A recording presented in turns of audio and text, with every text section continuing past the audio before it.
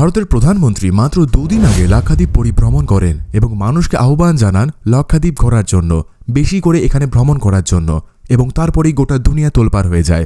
সবাই বলতে থাকে মালদ্বীপ না গিয়ে লাক্ষাদ্বীপ পরিভ্রমণ করা উচিত। কেন হঠাৎ করে সবার প্রিয় ট্রাভেল ডেস্টিনেশন মালদ্বীপ থেকে লাক্ষাদ্বীপে পরিণত হয়ে গেল? এর পেছনে কি শুধু এই ফটোগুলোই রয়েছে, নাকি এর পেছনে রয়েছে কোনো গভীর রহস্য, নাকি চীনের কোনো হাত রয়েছে? কেন সবাই হঠাৎ করে মালদ্বীপ এবং লাক্ষাদ্বীপের মধ্যে এরকম কম্পেয়ার করছে? চলুন জানা যাক পুরো বিষয়টা সংক্ষেপে। আচ্ছা, আপনি যদি ভবিষ্যতে মালদ্বীপ এবং লাক্ষাদ্বীপ যান, কোনটাতে যেতে পছন্দ করবেন? সবার আগে আপনাদের জানিয়ে রাখি, মালদ্বীপ কিন্তু একটি দেশ এবং লাক্ষাদ্বীপ হলো ভারতেরই একটি অংশ, পার্ট অফ ইন্ডিয়া, কেন্দ্রশাসিত অঞ্চল অফ ইন্ডিয়া। সে আপনি মালদ্বীপ বলুন বা লাক্ষাদ্বীপ, দুটোই অনেকগুলো দ্বীপের সমষ্টিতে গঠিত। কিন্তু প্রশ্ন হচ্ছে এখানে, নরেন্দ্র মোদী ভারতের প্রধানমন্ত্রী এই লাক্ষাদ্বীপ পরিভ্রমণের পর টুইট করেন। টুইটে তিনি জানান সবাইকে লাক্ষাদ্বীপ বেশি করে ভ্রমণ করার জন্য। নিজের দেশবাসী অর্থাৎ ভারতবাসীকে তিনি বলেন যে বাইরে কোথাও ভ্রমণের আগে নিজের দেশ বেশি করে ভ্রমণ করুন। কারণ আপনি মানুন বা নাই মানুন, ভারতবর্ষ এমন একটি দেশ, এমন একটি বৈচিত্র্যপূর্ণ দেশ, ভারত ঘুরলেই আপনার পুরো গোটা পৃথিবী ঘোরা হয়ে যাবে। সবকিছু আছে এই দেশে। ব্যাস এইটাই বাকি ছিল। এই টুইটটাই পছন্দ হয় না মালদ্বীপের মন্ত্রীদের। 3 জন মালদ্বীপের মন্ত্রী প্রচণ্ড ক্ষুব্ধ হয়ে যায়, তারা আতঙ্কিত হয়ে যায়। তারা ভাবতে শুরু করে ভারতবর্ষ থেকে যদি ট্যুরিস্ট না আসে তাহলে সত্যি মালদ্বীপের তা ইম্প্যাক্ট পড়বে, মালদ্বীপের বিজনেস, মালদ্বীপের পর্যটন শিল্পে ভালোভাবে ইম্প্যাক্ট পড়বে। আপনি জানলে অবাক হবেন, জাস্ট 1 বছরে 2023 সালে প্রায় 2 লাখের বেশি ভারতীয় পর্যটক মালদ্বীপ ভ্রমণ করেছে এবং সংখ্যাটি দিনের পর দিন বাড়তেই চলেছে। ভারতের প্রধানমন্ত্রীর এই টুইট দেখে তারা সত্যি আতঙ্কিত হয়ে যায়। যদি সত্যি ভারতীয়রা বয়কট করে দেয়, মালদ্বীপ ছেড়ে লাক্ষাদ্বীপে চলে যায়, তাহলে তাদের বিজনেসে ভালোভাবে এফেক্ট পড়বে। এই সমস্ত কিছু ভাবতে ভাবতেই মালদ্বীপের 3 জন মন্ত্রী এক কথায় কিছু না ভেবে শ্রী নরেন্দ্র মোদীকে টার্গেট করে, ভারতের প্রধানমন্ত্রীকে টার্গেট করে টুইটারে মন্তব্য করেন এবং সে এমন মন্তব্য করেন যা অতি কটু মন্তব্য হিসেবে প্রমাণিত হয়। কোনো দেশের প্রধানমন্ত্রীকে টার্গেট করে এমন মন্তব্য করা উচিত নয়, তা সত্যি অপরাধ। এবং এর ফলে কিছুক্ষণের মধ্যেই 3 জন মন্ত্রীকে, সেই 3 জন মন্ত্রী যারা মন্তব্য করেছিলেন টুইটারে ভারতের প্রধানমন্ত্রীকে নিয়ে, তাদের সাসপেন্ড করে দেওয়া হয়, মন্ত্রিত্ব হারিয়ে ফেলেন তারা। ব্যাস এইখানেই ঘটনা আরও অ্যাকশন নিতে শুরু করে। এই সমস্ত ঘটনা এবার লাইমলাইটে চলে আসে। মানুষজন ভালো করে খেয়াল করে যে মালদ্বীপের মন্ত্রীরাই ভারতবর্ষকে ছোট চোখে দেখছে। যে ভারতবর্ষ এত হেল্প করে তাদের, যে ভারতবর্ষ এত পর্যটন শিল্পে যোগান দেয় তাদেরকেই, তাদের প্রধানমন্ত্রীকেই তারা উল্টো পাল্টা বলছে, নেতিবাচক মন্তব্য করছে। সোশ্যাল মিডিয়ায় সম্পূর্ণ ব্যাপারটা জানাজানি হয়ে যায় এবং সবাই একটি কথাই বলতে থাকে, বয়কট মালদ্বীপ। যে দেশ আমাদের সম্মান করতে জানে না, যে দেশ আমাদের প্রধানমন্ত্রী তাকে সম্মান করতে জানে না, সেই দেশে আমরা কিভাবে ভ্রমণ করব? সেই দেশে এত টাকা খরচা করে কোনো মানেই হয় না যাওয়া। ক্রমে ক্রমে বিভিন্ন নিউজ পোর্টাল এবং সেলিব্রিটিরাও এটিকে সাপোর্ট করতে শুরু করে। সালমান খান থেকে শুরু করে শ্রদ্ধা কাপুর, এমনকি অক্ষয় কুমার, যারা মালদ্বীপ একসময় অনেক ঘুরেছেন, তারাও বলেন এখন লাক্ষাদ্বীপ ঘোরার সময়, মালদ্বীপকে আপনারা বয়কট করুন। যারা আমাদের দেশকে সম্মান করতে জানে না, সেই দেশে গিয়ে কোনো মানে নেই।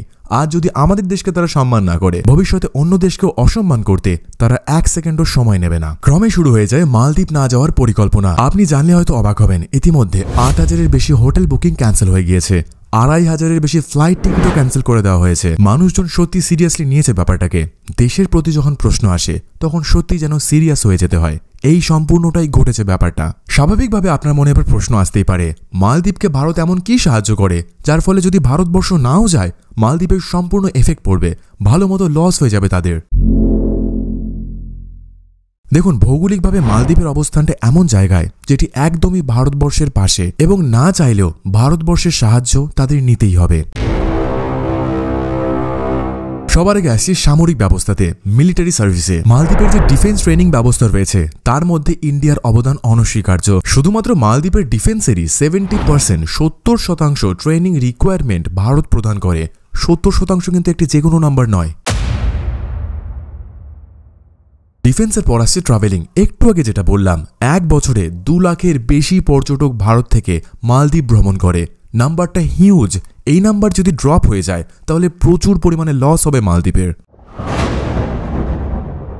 প্রতিবেশী রাষ্ট্র যেহেতু ভারতবর্ষ, মালদ্বীপের যে কোনো ন্যাচারাল ডিজাস্টার, প্রাকৃতিক বিপর্যয় ভারতবর্ষ সব সময় এগিয়ে এসছে। সে আপনি 2004 সালের সুনামি বলুন, ভারতবর্ষই কিন্তু এমন একটি দেশ ছিল যে সবার আগে মালদ্বীপে সাহায্য পৌঁছেছিল, রেস্কিউ টিম পৌঁছেছিল, দিনের পর দিন তাদের সাহায্য করে গিয়েছিল।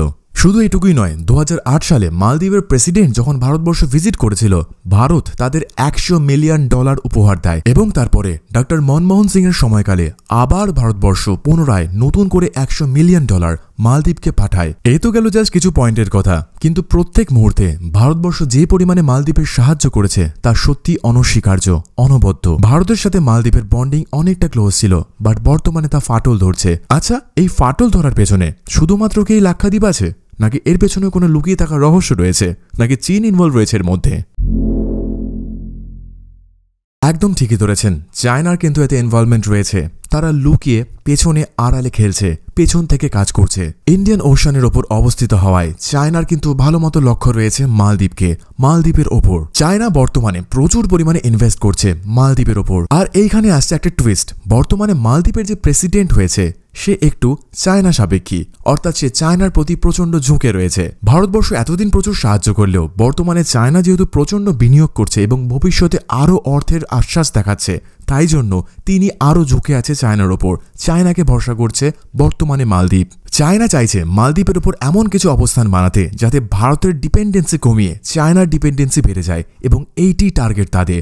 মালদ্বীপের সমস্যা হচ্ছে এইখানটা। জানলে অবাক হবেন, যখন মালদ্বীপের প্রেসিডেন্ট ক্ষমতায় আসে তারা অ্যান্টি ইন্ডিয়া স্লোগান দেয়, গো ইন্ডিয়া ব্যাক বলেও স্লোগান দেয়। এরপরেই ভারতের প্রধানমন্ত্রী অন্য দেশের ওপর ডিপেন্ডেন্সি কমানোর জন্য আমাদের দেশেই অবস্থিত লাক্ষাদ্বীপ এবং আন্দামানকে বেশি করে প্রমোট করছে। তিনি মানুষদের বলছে বেশি করে আমাদের দেশটাকে ভিজিট করতে, কারণ আমাদের দেশেও এমন জায়গা রয়েছে যেগুলো ভিজিট করা দরকার, যেগুলো সত্যি তাদেরকে টক্কর দেবে, এবং তার ফলেই ভারত এগোবে, আমাদের দেশের পর্যটন এগোবে, এবং সত্যি তা অনেক সস্তায় হবে। এত কিছু জানার পর আপনার মনে প্রশ্ন আসবে, তাহলে মালদ্বীপের সাথে লাক্ষাদ্বীপের আসল পার্থক্য কোথায়? সত্যি কি তারা একই? মালদ্বীপ নাকি লাক্ষাদ্বীপ, কোনটায় গেলে আপনার সম্পূর্ণ পয়সা উসুল হবে? চলুন জানা যাক। আচ্ছা, আমি সবার আগে ধরে নিচ্ছি আপনি ভারতবর্ষ থেকে মালদ্বীপ এবং লাক্ষাদ্বীপে ভ্রমণ করবেন। সবার আগে আপনার কারেন্সি সম্পর্কে জানতে হবে। ভারতের 4 টাকা মালদ্বীপের 1 টাকার সমান, অর্থাৎ মালদ্বীপ ভ্রমণ করতে গেলে আপনার এই ক্যালকুলেশনটা কিন্তু ভালো মতো মাথায় রাখা প্রয়োজন। অপরদিকে যদি আপনি লাক্ষাদ্বীপ ভ্রমণ করেন, যেহেতু এটি ভারতেরই কেন্দ্রশাসিত অঞ্চল, ভারতীয় অর্থই সেখানে ব্যবহৃত হয়।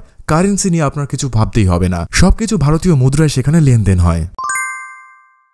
এরপরে চলে আসতে হবে ভ্রমণের বাজেটে কত টাকা মালদ্বীপ এবং লাক্ষাদ্বীপে আমাদের যেতে লাগবে। মালদ্বীপ যেতে গেলে পুরো রাউন্ড ট্রিপ দুজনের কিন্তু 20 থেকে 30,000 টাকা জাস্ট টিকিট খরচায় বেরিয়ে যাবে। অপরদিকে লাক্ষাদ্বীপও কিন্তু কম যায় না, দুজনের জন্য রাউন্ড ট্রিপের টিকিটের কস্ট প্রায় 20,000 টাকা মতো চলে আসবে, অর্থাৎ পয়সার হিসাবে অলমোস্ট দুজনের সমান টক্কর দেয়। এরপর আসা যাক হোটেলের খরচে। মালদ্বীপ হোক বা লাক্ষাদ্বীপ, নেমে আপনার হোটেল খুঁজতেই হবে। মালদ্বীপে হোটেলের খরচ কিন্তু অনেকটাই বেশি। নর্মাল একটা হোটেলও 7 থেকে 10,000 টাকা লেগে যেতে পারে। অন্যদিকে লাক্ষাদ্বীপে 7,000-এর মধ্যেই আপনার হোটেল হয়ে যাবে। খাবার খরচ যদি বলেন, মালদ্বীপে খাবার অনেক কস্টলি। প্রত্যেক দিন আপনার 1,000 টাকা মতো খাবারেই চলে যাবে। অপরদিকে 500 অথবা 300 টাকার মধ্যেও লাক্ষাদ্বীপে কিন্তু আপনি পেট ভরে খেতে পারবেন। ভিসা নিয়ে যদি আপনার চিন্তা থাকে, মালদ্বীপে যেতে গেলে ভারতীয়দের আলাদা কোনো ভিসা লাগে না। মালদ্বীপে নামার পর আপনাকে 30 দিনের একটি ভিসা দেওয়া হবে, যা আপনি পরে আপগ্রেড করতে পারবেন। অপরদিকে লাক্ষাদ্বীপ ভারতবর্ষের মধ্যে অবস্থিত হওয়ায় আপনার কোনো ভিসাই লাগবে না, কোনো ভিসার ঝামেলাই নেই এখানে। শপিং করতে যদি আপনি চান, এইখানে একটা উল্টো ব্যাপার হয়ে যায়। মালদ্বীপের শপিং এর অপরচুনিটি বেশি, দামও বেশি, বাট লাক্ষাদ্বীপে তেমন কিন্তু শপিং এর অপরচুনিটি নেই, অনেক কম রয়েছে। নিরক্ষরেখার কাছে অবস্থিত হওয়ায় দুটি দেশে প্রায় গ্রীষ্মমণ্ডলীয় আবহাওয়া অবস্থান করে, অর্থাৎ মালদ্বীপের গড় তাপমাত্রা 23 থেকে 31 ডিগ্রি সেলসিয়াস, অপরদিকে লাক্ষাদ্বীপের গড় তাপমাত্রা 20 থেকে 30 ডিগ্রি সেলসিয়াস। মালদ্বীপ যেখানে একমাত্র এগিয়ে আছে সেটি হলো দ্বীপ সংখ্যাতে। মালদ্বীপে প্রচুর দ্বীপ রয়েছে, দ্বীপের সংখ্যা প্রায় 300 ছাড়িয়ে যায়। অপরদিকে লাক্ষাদ্বীপ 35টি দ্বীপ নিয়ে গঠিত, আগে 36 ছিল, একটি বর্তমানে ডুবে গিয়েছে। এইবার সম্পূর্ণ ব্যাপারটা আপনার, মালদ্বীপ নাকি লাক্ষাদ্বীপ, কোনটা চুজ করবেন আপনি?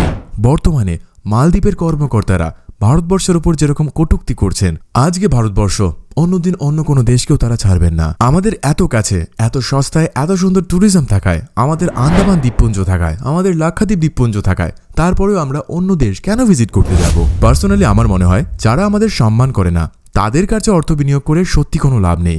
তার চেয়ে বরং নিজেদের দেশকে আরও এগিয়ে নিয়ে যাওয়া উচিত, নিজেদের দেশকে উচ্চ শিখরে পৌঁছে দেওয়া উচিত। এই ছিল মালদ্বীপ বনাম লাক্ষাদ্বীপের সমস্ত ইতিবৃত্তান্ত।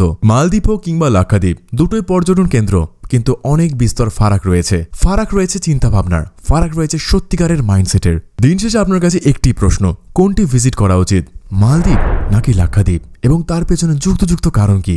প্লিজ কমেন্টে জানান। আজকের ভিডিও এইটুকুই, পরের ভিডিও পর্যন্ত আজকে নিচ্ছি অনুমতি।